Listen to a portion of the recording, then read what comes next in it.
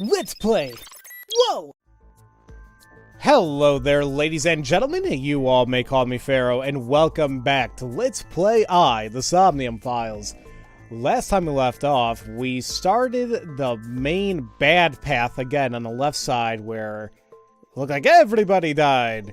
And from the information we got from the right path, this one opened up again, and we saw from Boss's Somnium that apparently we found out the people who really, well, I think it's a Somnium, but like she killed So, but Renju killed Shoko, and Iris killed Renju. So killed Iris and Ota. So it's like, what the hell's going on? So here we are interrogating Boss, see what the hell she has to say for all this. And I discovered something. Something about the new Cyclops serial killings. Apart from Ota, there are 4 victims. Shoko Nadami, Renju Okiura, Iris Sagan, and So Sejima. Who was responsible for these murders? Shoko was stabbed by Renju with an ice pick. Renju was strangled to death by Iris. So cut open Iris's body. But who shot So?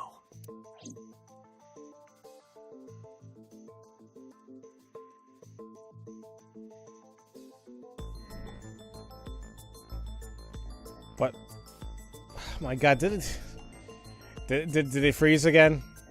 Did it freeze? Yeah, look, nothing's happening. So cut open Iris. But who shot So? Oh, lordy, lordy, lord. Okay, well, you know what? This auto-saved, yeah? That's not mine. I believe the game auto-saved. Gonna find out right now. If it didn't, that means I gotta do the whole Somnium again. And now the game's entirely black. What a great way to start this. I'll be right back. It was you. Alright, there we go. Yeah, just had to restart the game and everything's fine now. Yay. In other words, all of these murders were committed by different people. There wasn't just one killer. That's how it looks on the surface, anyway. But that's not the truth, is it? There's only one culprit. One person. And that person is... So we're saying that it wasn't multiple people? But the thing is, if it was all Boss, then why? Why'd you do it then? Well, what options are it gonna give me? Iris, So, Renju. It's you, I guess. Yes. You. The person in front of me right now. You're blaming the commander of Abyss for this? No, not Boss. The person inside Boss's head. Can you at least try to make sense? You were body swapped? With who? Alright, I'll explain. You know about the abandoned chemical plant in Kawasaki? There's a prototype sync machine there. You use that device to swap around bodies one by one. In other words, the entire egg ends up being replaced. Mind, consciousness, memory, they are traded. Switched. I don't know where it started, but at some point, you got into Shoko's brain. Then, you got into Renju's. And got rid of Shoko's body. After Renju was Iris. You strangled Renju using Iris. After that, into So. Who you used to kill Iris and Ota at the cold storage warehouse.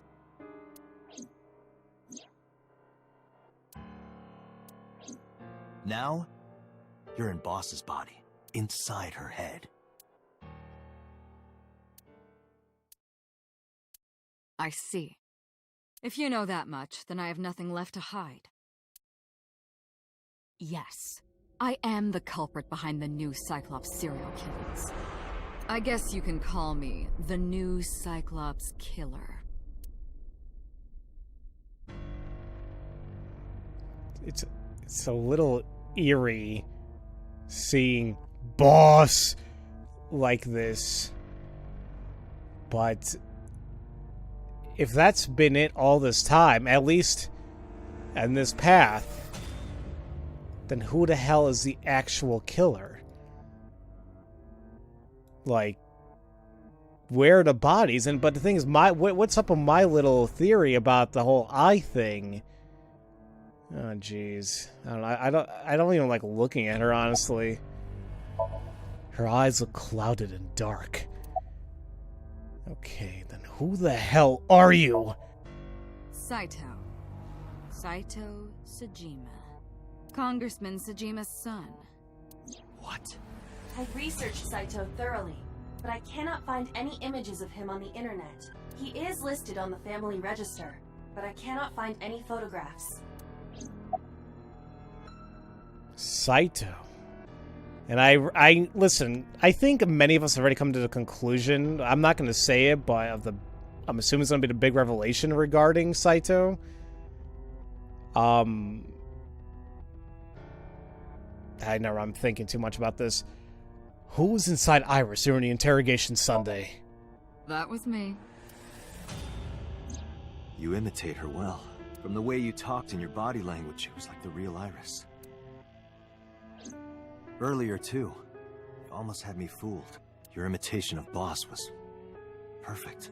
Yes, there's a reason for that. Let me define some terms first.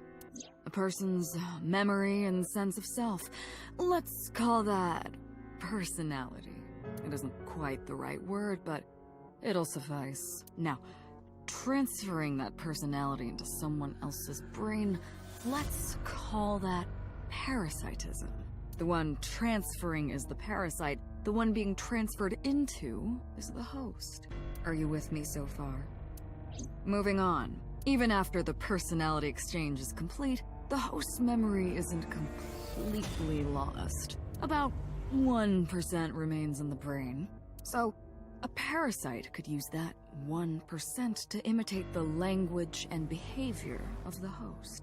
That's how I knew about the warehouse and Sunfish Pocket, by the way. Thanks to Renju and Iris's remaining memories. You son of a bitch. I'm telling you, it was me. Dude, could you not do that, please? That didn't... No, no, no. Why are you making me repeat myself? That means the Somnium I entered on Sunday. That's right. It was me. How? How does he know about the original Cyclops killer? And something else was troubling me. And that's... Oh my god. That explains so much. But then again... Where... Never mind. What's going on here? Give me the details of each crime. Before I do, there's something I want to hear from you. How did you know about the prototype sync machine? And not only that, you also seem to know what the sync machine is truly capable of. Why is that? That's... Regaining your memories, are you? Human memory is fractal. If you retain even a single piece of it, it's possible to recreate the whole thing. Pieces of memories are like roots that grow into every corner of the brain, gradually, slowly, taking its time. I imagine the same thing is happening in your brain right now. A fractal is a figure with self-similarity. Allow me to explain. See this? Whichever fragment you cut, you will see a similar shape. The whole is made up of its similar parts. This is called a fractal figure. Memories in the brain are similar. That is what he is explaining. He is claiming that from a few pieces, You can rebuild the memory. I knew about the prototype from regaining my memory. Is that right? But is it... Well, see, I don't know. Like, would you consider that right? Because that's a memory... But that's from another path that we went on. So I'm not really sure how that's considered memory. Although, never mind. Even let's just forego the whole path thing. If we're just straight up talking about memory as in past events, then... Somehow this was... I think I get it. No. That's not it. Parallel worlds exist. Which I really don't think, because that was explained. But anyway, let's keep going. Fine. I still have time. Time? You'll see. So, where do you want me to start? It's just past midnight on Tuesday. Shoko was killed on Friday. If we think of that as day 1, today is day 5. What was Saito doing those days? I decided to ask him. So, day 1? Like you guessed, my personality was in Shoko, Renju's ex-wife. That made calling Renju easy. I need to talk to you about something. He came over without question. I think it was around 4 p.m. I had him meet me at the chemical plant. I made Renju go to sleep. Synced. Switched personalities. And then stabbed Shoko's discarded body with an ice pick. I took Shoko to Bloom Park by car, using the old abandoned subway line. Must have been around 8 p.m. by the time I was finished. I tied up Shoko to one of the merry-go-round horses. After that, I used Renju's phone to send a Nile message to Mizuki.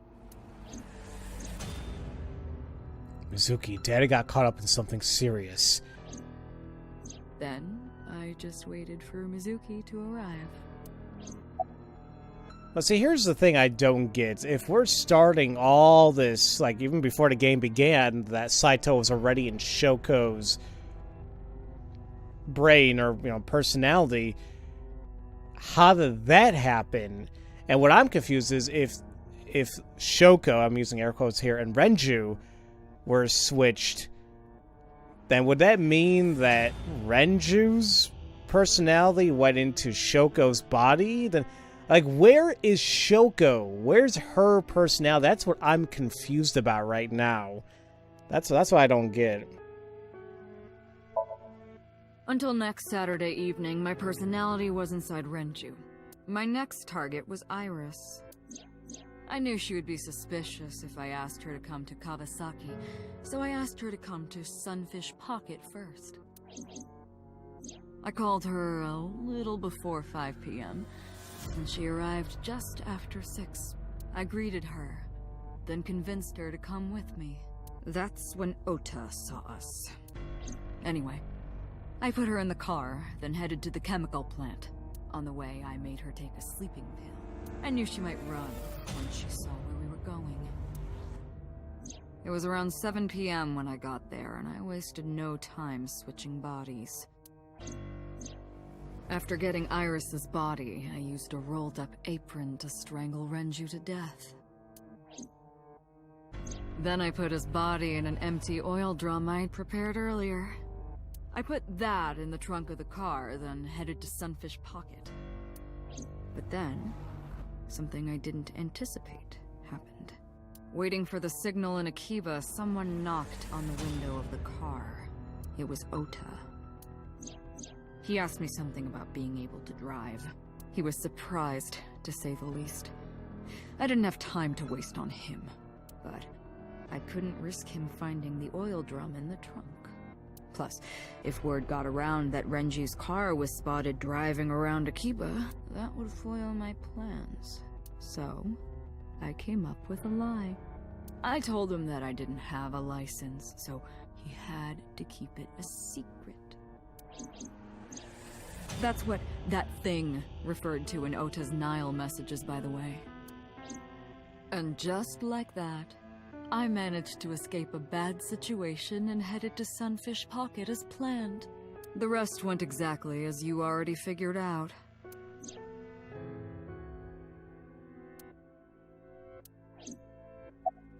You know, I gotta say, the voice actress for Boss is straight up killing it right now playing Saito. I mean, it's very unnerving. I'm not sure if maybe the music is what's amplifying it for me, but damn. Sunday morning, I had a recording or some such thing scheduled. Oh, I am of course referring to Iris. I didn't want to draw suspicion, so I decided to attend as planned. I went to Lemniscate and performed my job, and when I left, I ran into you, Date. To be honest, I was a little surprised. Just the previous night, I was a parasite in the body of Renju. I didn't think Ota had seen me. So, of course, I didn't expect to see you there so soon. You were onto me, but there was nothing I could do about that. If I ran, it would only increase your suspicion. So I decided to play my role. The interrogation began around 8:20 p.m., is that right? Then you synced into my mind.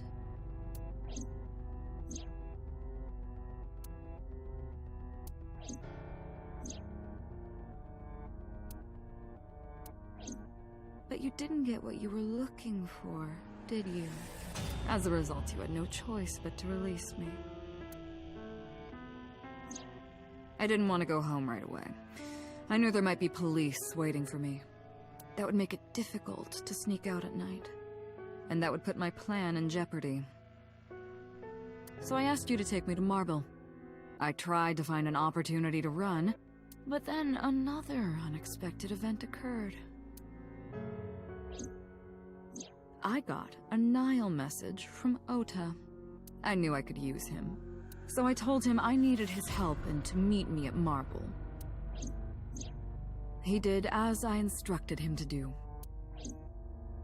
After that, I got into the van with Ota, but because his presence was unnecessary, I asked him to stop at a convenience store to buy me something to drink. When he was gone, I took his car and drove to my parents' house where I used to live. Yes, the Sejima residence. Of course, I knew I couldn't just walk up and ring the doorbell. Hello, Father, it's been a long time. I was also in Iris's body at the time. But I thought I could use that to my advantage. So I pushed on the intercom and sure enough, my dad invited me inside. I told him this. I want you to come with me. There's something I need to show you. He was quiet for a while, but eventually agreed and got into the van with me. We arrived at the prototype sync machine around 11:50 p.m. By the time I was in the body of Sosajima, it was a new day. Well, let's not skip this. Let's keep going now. This was yesterday, early Monday morning, past midnight. In my new body, I drugged Iris, put her in the van, and drove to a new location, Okiura Fishery Cold Storage Warehouse. I arrived around 1, then prepared for the show for a couple hours. Of course, when I say show, I mean dismembering Iris. Because of the temperature in the warehouse, it took longer than I expected to prepare, but... well, you saw it in the video. Of course, I didn't anticipate Ota would show up. What does that make it? 3 times that brat has showed up unexpectedly? That annoyed me to no end, and I took that out on him. Dressing him up in the polar bear was an impromptu plan on my part. I didn't mean to make you think he was the killer. I just wanted to throw a wrench into the investigation. Didn't matter if you found out or not. This all happened Monday morning. I left the warehouse around 3:30 a.m. So there is something that I'm curious about here is... Saito is explaining everything that happened in the bad path. But even if we go down the left path, and the path where Ota and Iris are still okay, or Mizuki and all that, that means that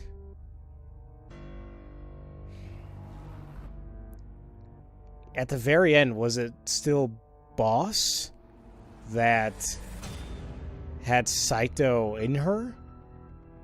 And even then, damn it.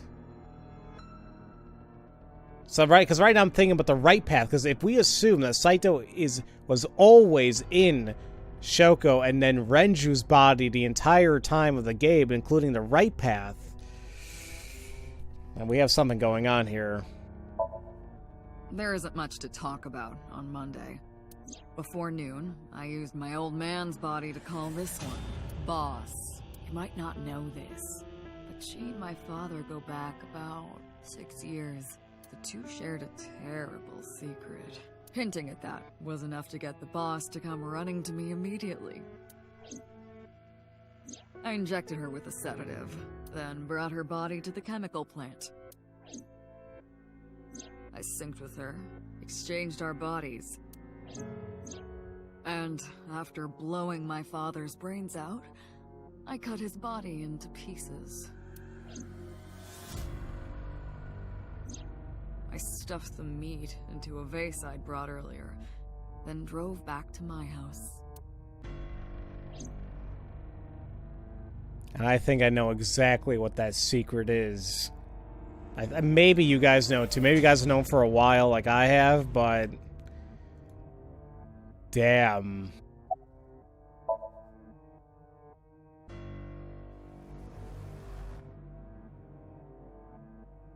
Saito spoke with grace and no sign of remorse. I was trying to keep my anger from boiling over and kept asking him questions. Oh, damn, okay. So why didn't they resist after waking? Why did you display the bodies the way you did? What I'm very curious about, what I think I had this correct at the end of Iris's path. Why did you take out the victim's eyes? It's not that Saito exactly wanted to. I think that's how the sync machine works.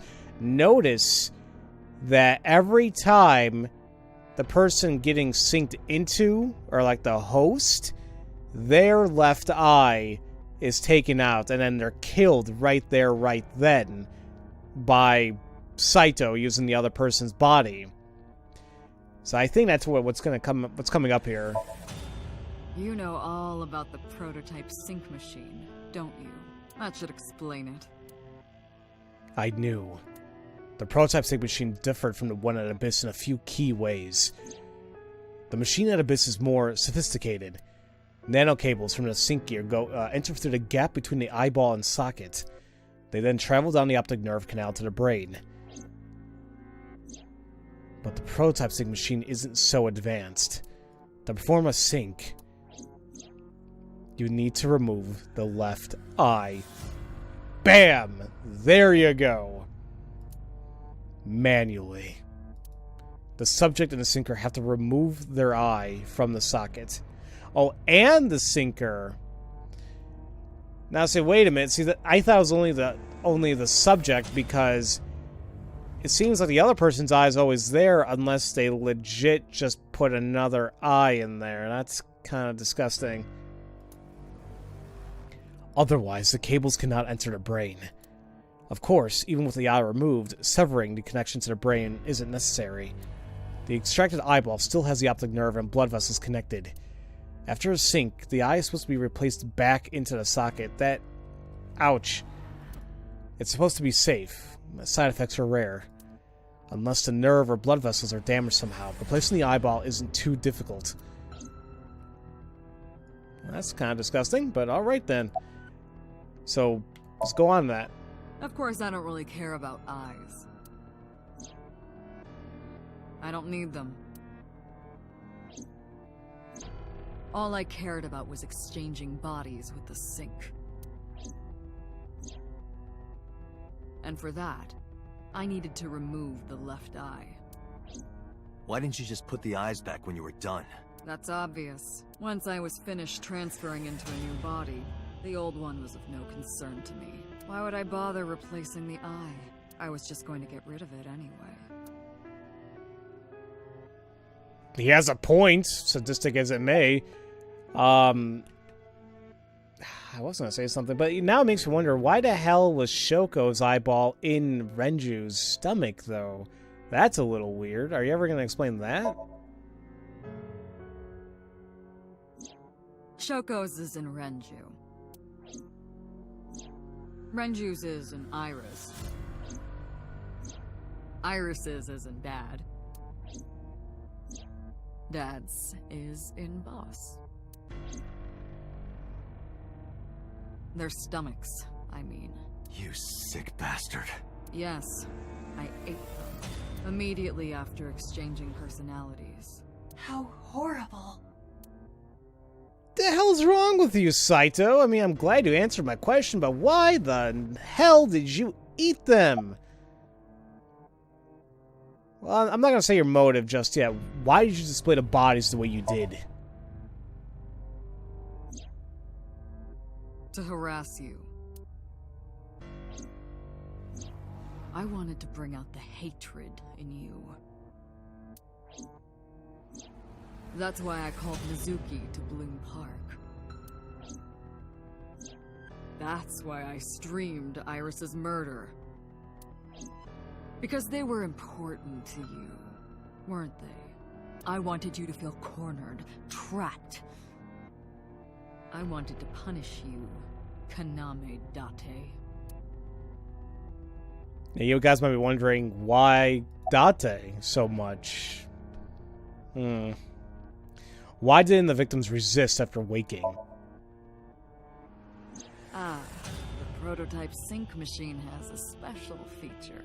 It administers a strong dose of sedatives to the original body, and a stimulant to the host after a sync. That kept them docile. Is that why So looked really out of it when So looked out of it when Saito blew his brains out? Homicide is my hobby. I have a tenacity for it, what can I say? Of course, it was also necessary to make sure people kept their mouths shut. If I took over someone's body, they would know about my crimes. I couldn't risk them reporting me, so I killed them. It was also a matter of revenge. Against you. It's personal. That's why I chose people close to you as targets. Well, except for my father, of course. That was personal to me. But don't ask. It's embarrassing. But why against me? What the hell did Date ever do to you? This series of murders was like a journey for me. You know, traveling through bodies to finally reach the end. That's the thing about traveling. You always wind up in the same place, don't you? Where do you think that is? Your home. A trip is only complete once you return home. The same goes for me. When I return home, my travels will come to an end. So I'll be needing it back. My body. What? You stole my body. You took it from me 6 years ago. That's why I want revenge. What are you talking about? You have no idea what it was like inside my own head. I miss it. I miss my brain, Date. No matter how many people I killed, it never worked. I never felt happy. I feel miserable. You mean? He was born with a brain dysfunction. Due to damage to the posterior pituitary gland, he was unable to properly secrete oxytocin. Oh, that's right. My old body. How are you finding it, Date?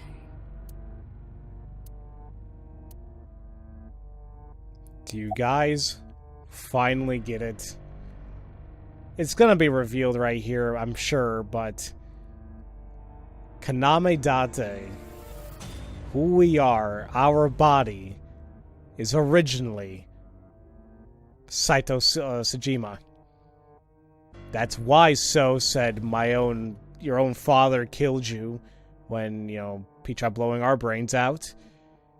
That's why I had that damn theory from a long time ago. I was like, there's something up with Date and 6 years ago and the Cyclops killings and the eye. I was like, and then the Somnium pretty much cemented it in for me. But then I still kind of got a little sidetracked because they explained why that wasn't possible, but I always had a damn feeling. And sure enough, I think when it finally, I'm like, this is for sure what happened, is when they explained the whole mind-swapping aspect of the sync machine. And, I guess my thing was, how the hell did we... And we still need to know how the hell... whoever Date is, personality, got into Saito's body. That's what I'm still confused about. Which I guess they will tell us soon.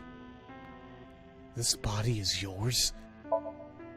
That's what I've been telling you! But I don't have the same oxytocin deficiency you did. That is because I regularly supplement it. The You medications. must have increased your dosage too much. I told you guys. I told you there was something huge with that. No, but the person who had this disorder was number 89, the original Cyclops killer. That is what I believed as well, but we must have misunderstood.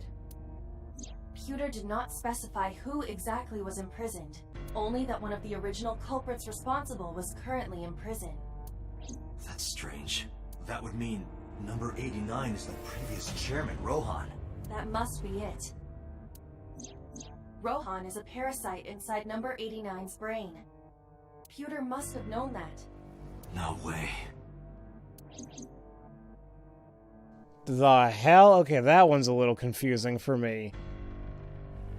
Rohan's personality is an 89? That makes the suicide a little... hold on. I was confused. I didn't understand any of it. Let us determine the specifics using Saito as our starting point. Whose brain was he in before Boss? So Sejima. And before So? Iris. And before that, Renju. And before that, Shoko. And before Shoko? That's where I don't understand. Whose body were you in before Shoko? I was a parasite inside Rohan's brain 6 years ago until last year. And that... Okay. Damn. And I guess that explains why Rohan was so damn crazy for all those years. But was it only 6 years? I thought it was a little bit longer than that. Rohan was always a little like, but maybe not. I'd lost most of my memories. I was a shell of a man. They housed me in a special hospital, but I still had those fragments of my mind left, just as I explained earlier. From a single piece, you can recreate the whole. I took my time, slowly regaining my memories. 1 year ago, I remembered everything. I left the hospital and immediately sought out Shoko Nadami. I got her body, and she was in Rohan's. When she saw herself in the mirror, she lost her mind. She was confused, panicking, running up the emergency staircase, and then... The suicide. That's why Rohan committed suicide. After that, I spent a year perfecting my plan, using Shoko's body. I spied on you all this time. That's why I know everything about you. This is one of the most jacked up stories in gaming I've seen in a while, and dear God, I love it so much. But here's the thing, who were you before Rohan? In there, in that body you are operating right now, in that skull, my personality lived there. Wait, hold on. If what you're saying is true, what about my personality? It was in Rohan. I'm not Rohan! Correct. It is just as he explained earlier. Number 89 was in Rohan's body. In other words... That's... I'm number 89? I'm Falco? Am I real?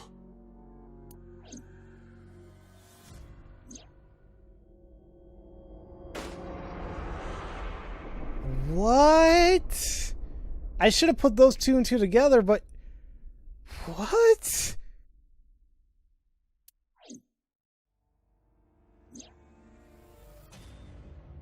Holy... Oh, when they captured me.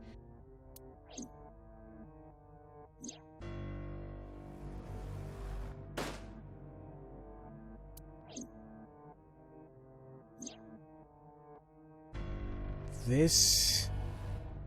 I don't even know.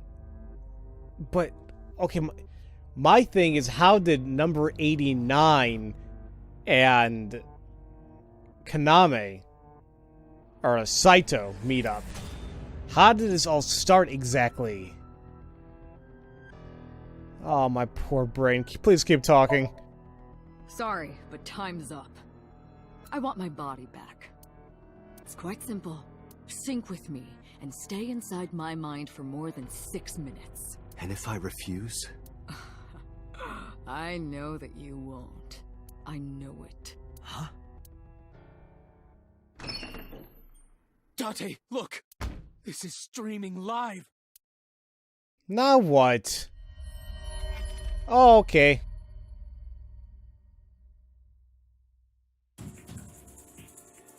Damn you! If you give me back my body, I will give you the location.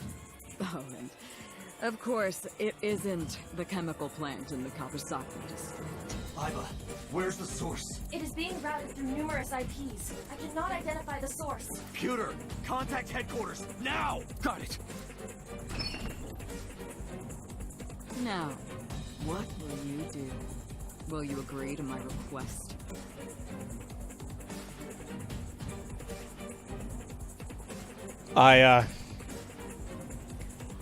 What are the options I have? Oh god. I don't know, guys. Like, if I don't... Because listen, this is Saito we're talking about here. Saito will kill.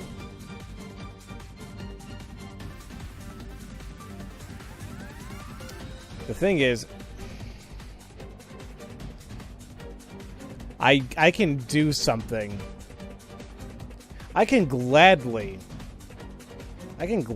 give up my body, and there's a reason why I can gladly and happily do so. But I won't explain until the next episode. I would like to keep going, but it's too damn good to pass up, ladies and gentlemen. So next time, we will choose to obey or not obey. And we'll take things from there. So, as usual, thank you all so much for watching, and I'll see you all next time for Let's Play the Somnium Files. Love you all so much. Have a great day. Thank you all for watching this video. If you enjoyed what you saw, feel free to leave a comment, a like, and subscribe for future content, where I aim to release a video a day. And if you do subscribe, make sure to click on the bell symbol to be notified once new videos are uploaded.